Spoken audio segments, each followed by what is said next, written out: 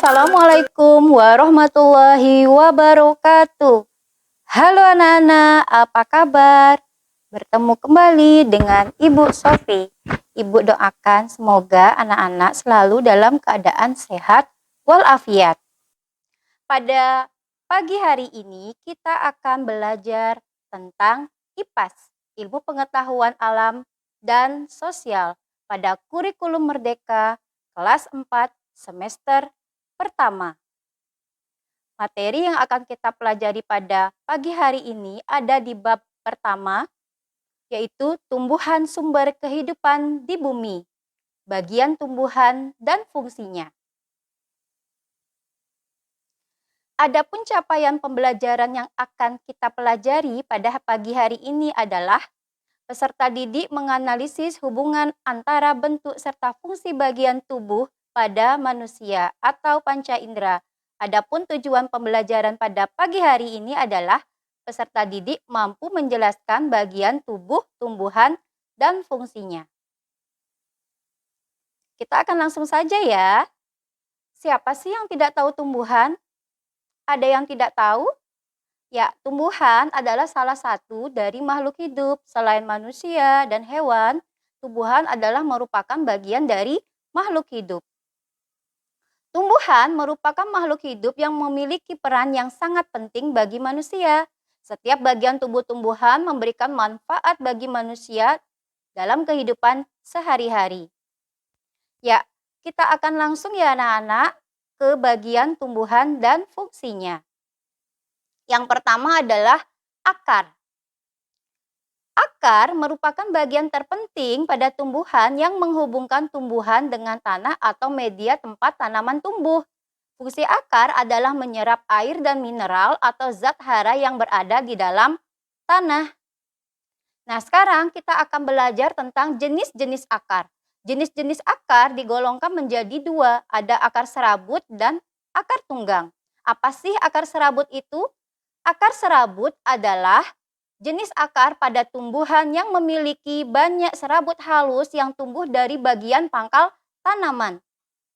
Akar serabut ini biasanya tumbuh pada tumbuhan yang berbentuk semak atau pohon, contohnya tanaman padi, kelapa, dan jagung. Yang kedua adalah jenis akar tunggang. Akar tunggang adalah akar lembaga yang tumbuh secara terus-menerus menjadi akar pokok yang selanjutnya bercabang menjadi akar yang lebih kecil. Akar jenis ini berfungsi untuk menyimpan cadangan makanan. Contoh tumbuhan yang memiliki akar tunggang adalah kacang tanah, kacang hijau, asam jawa, durian, hingga putri malu. Nah, bagian tubuh tumbuhan yang kedua adalah batang. Batang adalah bagian tanaman yang menempel pada akar dan berada di atas permukaan tanah. Arah pertumbuhan batang ini selalu berlawanan dengan akar. Umumnya, batang tumbuh mengikuti arah sinar matahari. Batang dibedakan menjadi dua, ada batang dikotil dan monokotil. Yang ketiga adalah daun. Nah, siapa sih yang tidak pernah melihat daun? Bentuk daun bermacam-macam. Nah, daun merupakan bagian dari tumbuhan yang berwarna hijau yang cukup dominan pada tumbuhan. Daun akan tumbuh dan menempel pada batang pohon. Daun yang sempurna akan memiliki 3 bagian, yaitu pelepah daun, tangkai daun, dan helai daun. Daun berfungsi sebagai tempat fotosintesis. Selain itu, daun juga berfungsi sebagai alat pernapasan tumbuhan, tempat terjadinya penguapan serta makanan bagi manusia dan hewan. Nah, bagian tumbuhan yang keempat adalah bunga. Nah, bunga dikatakan sebagai bunga yang sempurna apabila memiliki tangkai bunga, kelopak bunga, mahkota bunga, benang sari, dan putik. Nah, di sini fungsi bunga bagi tumbuhan adalah sebagai perhiasan bunga, tumbuhan, dan tempat berlangsungnya perkembangbiakan tumbuhan. Bunga-bunga yang terlihat cantik akan menarik serangga dan hewan lainnya. Hewan-hewan tersebut akan membantu dalam proses penyerbukan pada tumbuhan dan membantu menaruh serbuk sari ke bagian putik. dan bunga akan menghasilkan biji. Yang kelima adalah buah. Buah merupakan cadangan makanan yang dihasilkan oleh tanaman yang bisa dinikmati oleh seluruh makhluk hidup, seperti manusia dan hewan. Buah terdiri dari kulit buah, daging buah, dan biji. Biji berfungsi sebagai bakal tumbuhan baru.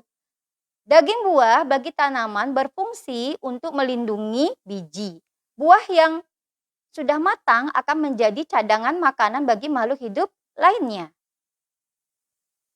Nah, setelah mempelajari tentang bagian tubuh tumbuhan, sekarang kita akan mengetahui manfaat tumbuhan bagi kehidupan. Yang pertama, manfaat tumbuhan bagi kehidupan manusia adalah: 1. Tumbuhan sebagai sumber makanan serta sumber obat-obatan. Yang kedua, tumbuhan sebagai penghasil oksigen yang dibutuhkan makhluk hidup untuk bernapas. Selain itu, oksigen juga dibutuhkan untuk proses fotosintesis. 3. Tumbuhan menjadi tempat berlindung dan rumah bagi hewan-hewan.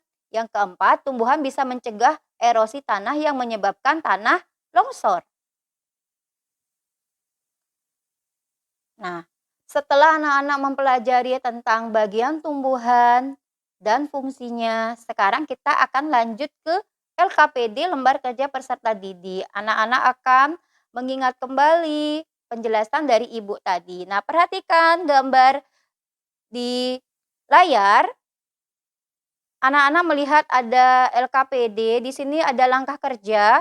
Amatilah gambar tumbuhan di bawah ini. Anak-anak melihat gambar tumbuhan, kemudian melengkapi gambar berikut dengan bagian-bagian tumbuhan. Anak-anak bisa perhatikan gambar tumbuhan ada A, B, C, D, dan E.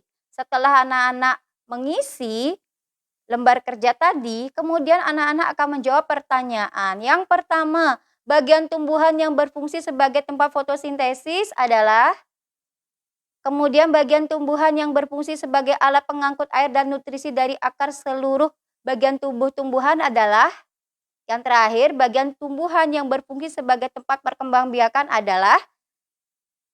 Nah, anak-anak mengisi, kemudian ya, setelah mengisi kita akan menjawab bersama ya hasil dari pekerjaan anak-anak.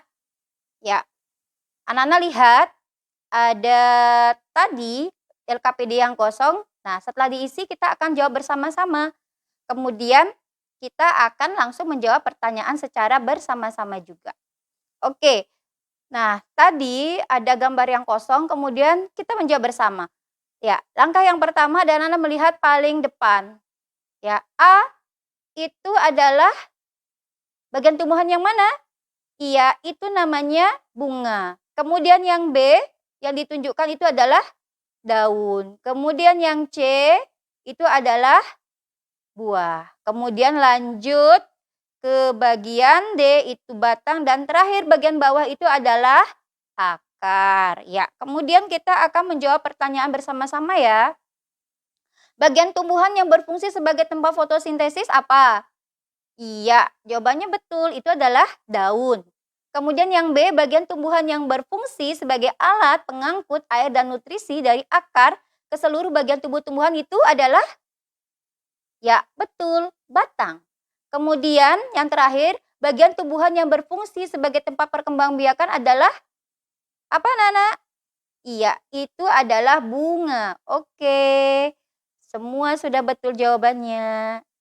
Ya, demikianlah pemaparan materi dari Ibu. Mudah-mudahan dari pemaparan tadi anak-anak bisa mengerti dan bisa memahami bahwa tumbuhan memiliki bagian-bagian tubuh dan manfaat tumbuhan bagi manusia. Demikianlah video pembelajaran dari Ibu. Mudah-mudahan anak-anak bisa memahami dan mudah dimengerti. Kurang lebihnya Ibu mohon maaf. Wassalamualaikum warahmatullahi wabarakatuh.